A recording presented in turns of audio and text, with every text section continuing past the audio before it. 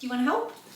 Hi everyone, welcome back to my channel. If you're new here, my name is Hannah and I love talking about books. So today we're doing a video that I'm really excited about. I wish I was feeling a little better. I'm feeling real crappy the past couple days, but I've been really looking forward to doing this for next month. So I was like, you know what, we're doing it anyway, and hopefully this brings a little bit of joy into my life, makes me feel a little bit better. So we're picking the TBR for May.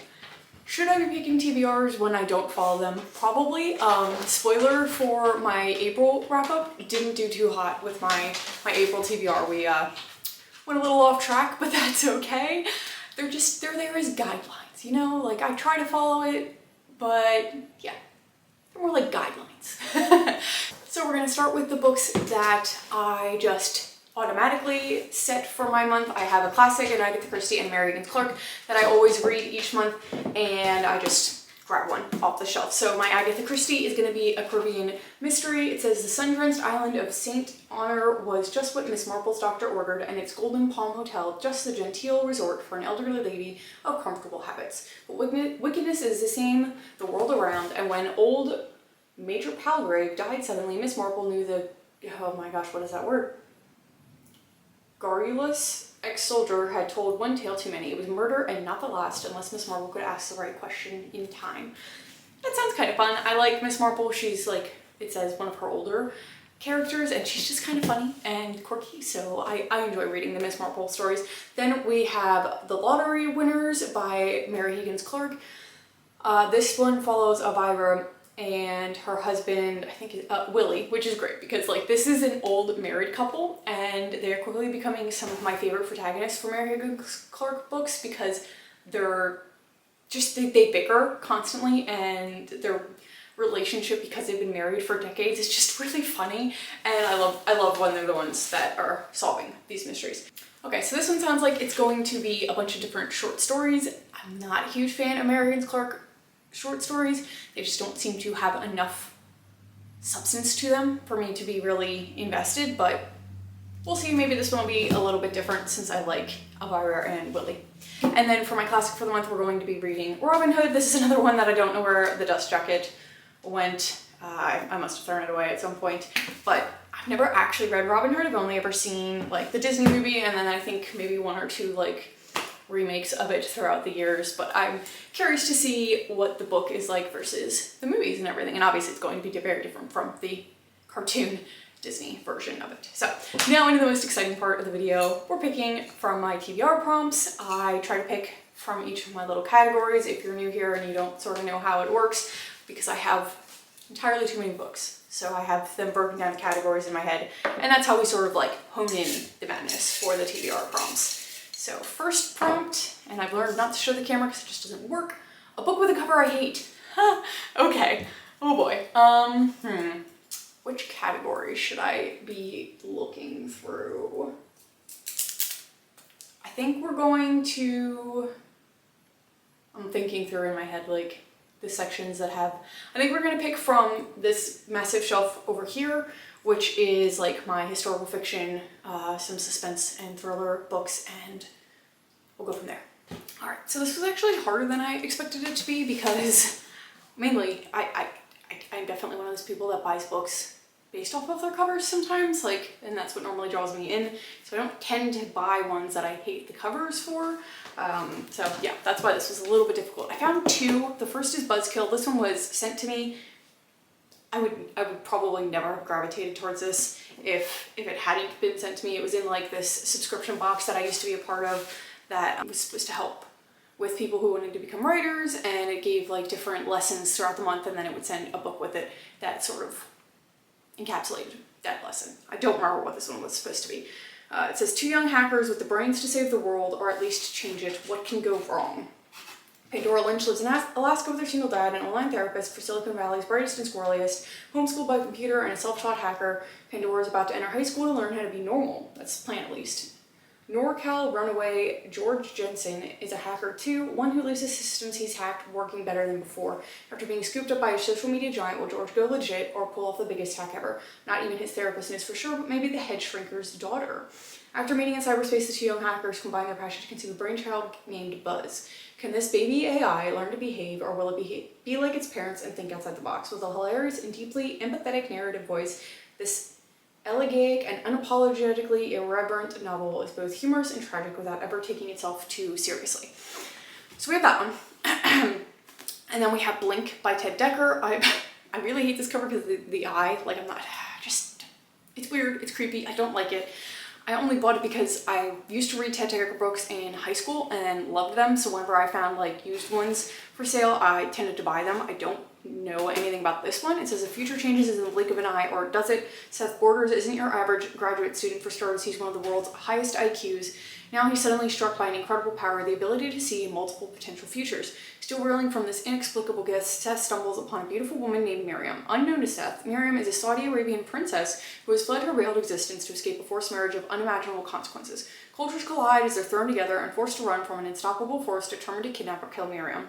Seth's mysterious ability helps them avoid capture once, then twice, but with no sleep, a fugitive princess by his side, hitmen a heartbeat away, and a massive manhunt steadily closing in, invasion becomes impossible.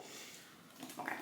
I mean, that just sounds so much more interesting than this. Like, is this a little bit more applicable to today because of the whole AI thing? Yes, but like this just sounds like more fun. So we're gonna read this one and see if I still appreciate Ted Dekker's writing, because it has been a very, very long time since I've read any of his books. So that's first book down. Let's see what our next prompt's gonna be. A memoir. Fantastic. I don't think I own any physical books that are memoirs, which is fine because I put this one in here knowing that I probably wouldn't get to my memoirs unless if I did this. So I have an entire list on my phone. Where did they go? So I have six on here. The first is Tom Felton's Beyond the Wand. He's the actor that played Draco in Harry Potter. We have the third, Gilmore Girl, which is following, I forget what the actress's name is, but the mother in Gilmore Girls. She wrote a memoir. We have Dinner for Vampires. This is by Haley, no, that's her character's name. I forget what her actual name is in real life. The actress that played Haley James in One Tree Hill, which I'm really excited about. We have I'm Glad My Mom Died by Janet McCurdy. She is the Nickelodeon star from iCarly, and it talks a lot about all of the behind the scenes stuff of being a child star. We have Three Wild Dogs by Marcus Zusak. He wrote The Book Thief, which I absolutely adore. So when I saw he was putting a memoir out this year, I knew I needed to read it. And then we have Know My Name. I forget who this one is by. I believe it's the victim in the the Stanford swimmer that sexually assaulted a young woman. I believe it's that victim. And she sort of talks about her story and everything with the court case and the ultimate decision for the trial and everything like that. So they all sound fantastic and I have no idea which one I want. So we're gonna do a random number generator because that's what I do when I'm indecisive. So random number generator, we'll do 1 through 6. I have no idea what that says. 6, 2. Okay, 1, 2, the third Gilmore Girl. Okay, that's kind of exciting, mainly because I actually got my mom that book for Christmas and it'll be fun to read it and talk with her about it. So third Gilmore Girl is going to be our second book for the month. And we'll probably just listen to that on audiobook. I think I said that already, but I'm not sure. Book by a male author. Okay. This would have been a lot easier in my suspense one because a lot of my suspense novels are by male authors, but that's okay. I already know we can't pick for my dark romance section because I have no dark romance book by male authors. I know that already. This might actually be really hard. I really don't have a lot of male author books. Okay, we're gonna go to my little cart over here and see, because I think that might be my best bet at this point, maybe. Okay, that actually didn't take long because as soon as I looked at it, I saw this and went, okay, yep, that's the one we're gonna read. This is Jurassic Park by Michael Crichton? I don't actually know how to pronounce his last name. Anyway, my partner at work got me this for Christmas and I've been really excited to read it. He actually got me an edition that is a first trade edition. So that's really exciting and I've been very curious to read this because, yeah. Anyway, so we're gonna read that as my book by a male author. It's my second one of the month that's gonna be by a male author, actually. So anyway, moving on. A book that matches my nails. Okay, this is fun because obviously my nails change pretty much monthly. This month we have this cute little pink with pink. This is not pink, this is purple, Hannah. Purple with the white, so we'll see. This is obviously, once again, not going to be a dark romance book. It's probably going to be a romance or maybe one of my special edition books. Which one should I do? We're going to pick from my romance books. Alright, so I found 3 that I think work perfectly. First we have Torn. I mean, like, come on. The whole thing's just purple and it's gorgeous. And the whole reason I bought this is because it's purple and I love the flower. Anyway, not the point. This, I forget what this one is about, actually. I know it's age gap, I think. Okay, yeah, so this is an age gap romance where it is actually her father's best friend, like her pseudo-uncle, and she's 15 years younger than him. And I guess they've always been in each other's lives. He's like a protector for her.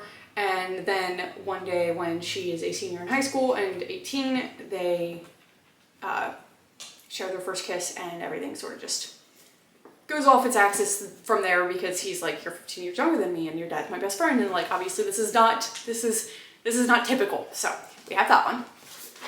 And then we have Unfortunately Yours by Tessa Bailey. The problem with this is I don't know if I need to read another one first. I feel like this is a second book. If somebody, okay, yeah, so Secretly Yours is the first book in this little duology. I think they're probably just interconnected standalones, but I haven't read Secretly Yours. So this one is going to be a no. And then lastly, we have Kyland by Mia Sheridan. So this follows 2, it looks like high schoolers that are in this poverty-stricken mining town where their lives are just not good at all. And there's this scholarship that they are both competing for that would get them into college, give them a free ride, and then ideally help get themselves and their families out of the bad life situations that they're in. And so like they're main competitors in this, and then they sort of go from strangers to friends to maybe having a romantic relationship with each other. And it says they're both determined not to form any lasting attachment, but the longer they're together, the more hopeless it seems. Only one of them gets to win, only one of them gets to leave, and when that day comes, what will happen to the one left behind? So that sounds like it's actually gonna probably be really sad. I'm not sure that I want something that's sad. So, sorry if you can hear Horton. He's chasing a fly. I have these 2. I don't know which one fits better. Horton, wait, come pick a book. Okay, you're in the middle. You're in the middle. Horton, which one? Horton. Okay, he touched this one. So we're gonna read Kyland and we're gonna see if that is indeed as sad as it sounds like it's gonna be. Okay, on to our next prompt. I don't even know how many more prompts I need to pick. How many more prompts do I need to pick? So we have all the books up here. So that's 1. My special editions is 2. Dark Romance is 3. And then I do have like the ones that are on the floor. And that's normally a separate section, so that's 4. So we have 4 more prompts to pick. I feel like I'm once again just not going to finish this TBR next month, but that's okay. A book for my 2025 TBR. Fantastic. That's fantastic. I love that for me. Actually, you know what? I think I have to. This was an easy one. We're going to be reading The Zodiac Academy, The Awakening. I have the entire series on my 2025 TBR, and I really need to start it because it's a very long series if I'm going to actually finish it in time. And I've also been buying the books off Amazon because these indie covers are going away. Like 1 month at a time, they're being replaced with the newer editions. I wanted the indie covers, so I've been buying them, and at this point I have like 6 of them. I'm like, what if I don't like this series? And I've just been spending all this money on the books that I am not going to want to read. So we need to start the series. So We will be reading this. I've heard it's kind of like a bully romance, and it's a fantasy where these two girls didn't know that they were like the heirs to this throne or something like that, I think. And they end up having to go to school in a Fae realm, and people are really mean to them there. That's about all I got for this one. I've heard that the first one isn't people's favorites per se, but if you push through and get to the second one, it gets a lot better. I don't know. We'll see. Okay, next prompt. Lowest rated book. See, now this is hard because I don't have all these books on my Goodreads. I told myself I was going to get them all on my Goodreads and then we would be able to do this prompt. Yeah, you know what? We're going to call an audible and we're going to not do this prompt because it's going to take me entirely too long to put all these on my Goodreads and figure out what the lowest rated one is. Okay, so we're going to pick a prompt to replace that. It's my TBR video. I can do what I want. A sci-fi book. Why am I getting all of the terrible prompts? Okay, I'm trying to think. Ooh, okay, I have a sci-fi book that I'm actually kind of been excited to read, and only because it's like a young adult sci-fi, and I've heard people actually really enjoy it. I just don't remember which section I have it in. I think it's in my little basket. There we go. So we have Renegades by Marissa Meyer. I don't know much about these. It says the Renegades are a syndicate of prodigies, humans with extraordinary abilities who emerged from the ruins of a crumbled society and established peace and order where chaos reigned. As champions of justice, they remain a symbol of hope and courage to everyone except the villains they once overthrew. Nova has a reason to hate the Renegades, and she is on a mission for vengeance. As she gets closer to her target, she meets Adrian, a renegade boy who believes in justice and in Nova, but Nova's allegiances is to a villain who has the power to end them both. So I think they're like cyborgs, maybe, kind of. I don't know, the picture gives cyborgs, but yeah. So, okay, that should be a less painful option for a sci-fi book than some. So next up, we have a book by one of my favorite authors. Okay. So I think I only have 2 sections left, and that's my special editions and the books that are up here. I'm not really sure. I think we're gonna go with one of my special editions. Yeah, we're gonna go with one of my special editions, hopefully. I think there's some in there that I have. I don't know. I might change my mind on that. Okay, I changed my mind and we actually picked one of the books from up here, and that's going to be Defend the Dawn by Rosie Kemmerer. I've only actually really read one of her books, and it's the first one in this series, but I did absolutely love her writing, and I plan on reading a lot of her backlist, so I figured why not just make this the book to pick. So like I said, the first one I've already read. It's called Defy the Night, and it kind of gives like Robin Hood vibes. It follows these 2 people that are trying to steal elixir from the kingdom to give to the poor people living outside of the palace walls that are sick from this virus that is going around and that nobody seems to really be able to stop. And the main female character and the main male character, like, they don't know anything about each other. They're in this partnership, but they don't know their names, they don't know their faces, anything like that, and she comes to find out this huge secret about her partner that kind of just changes the trajectory of their entire story. So I'm very curious to see where she goes with the rest of this book.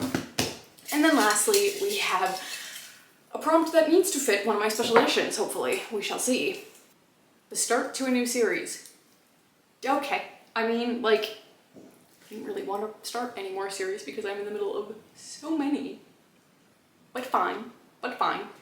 So there are a lot of series ones on here, actually. So I picked 3. That would be the start to a new series. I think there's more in there, but we're just gonna go with these 3. First, we have The Stars Are Dying by Chloe Penyardin. I have no idea. I don't know anything about this other than that it's a fantasy. I've heard a lot of mixed reviews on it, so I'm very hesitant for it at this point. Then we have Rise of the Dawnbringer. This is another one that I know nothing about. It was in like a Christmas box that I had gotten with special edition books. So I'm not really sure. And then we have Stalking Jack the Ripper, which is the beginning to like this YA series where I think she's obsessed with forensic medicine, and she's set in a world where, like a time period where that's not acceptable for young women. So she often slips away to her uncle's laboratory to study in secret, and when she's working on a string of savagely killed corpses, she's dragged into an investigation of a serial murderer. and her search for answers brings her closer to her own sheltered world. I've heard good things about this series, and I think it might actually be on my 25 and 2025 list. I don't remember anymore. I think it is. So we're gonna pick this one, and we're just gonna roll with it and start another series when I don't need to be in the middle of anymore. So yay for that. So we're gonna quickly go over all of the books that are going to be in this month's TBR. First, so I don't forget it, we have the audiobook for The Third Gilmore Girls, which I'm very excited for, with The Lottery Ringer by Meredith Clark, A Caribbean Mystery by Agatha Christie, Robin Hood by, I don't actually know, Howard Pyle. We have Stalking Jack the Ripper for my start to a new series. We have Defend the Dawn for a book by a favorite author. We have Renegades as my sci-fi prompt. We have Zodiac Academy, The Awakening for a book off my 25 and 2025 list. We have Kyland for a book that matches my nails. We have Jurassic Park for a book by a male author. And we have Blink by Ted Dekker for a book whose cover I hate. And those are all the books that I'm arguably supposed to be, probably won't be reading in May. Like I said, sometimes these are just guidelines anymore. I don't know. My mood reading has been just a little bit intense, but I'm hoping we can rein it in for May and see if I can get through some of these books. We'll see. Anyway, I hope you enjoyed this video, and I will see you guys again in another one very soon.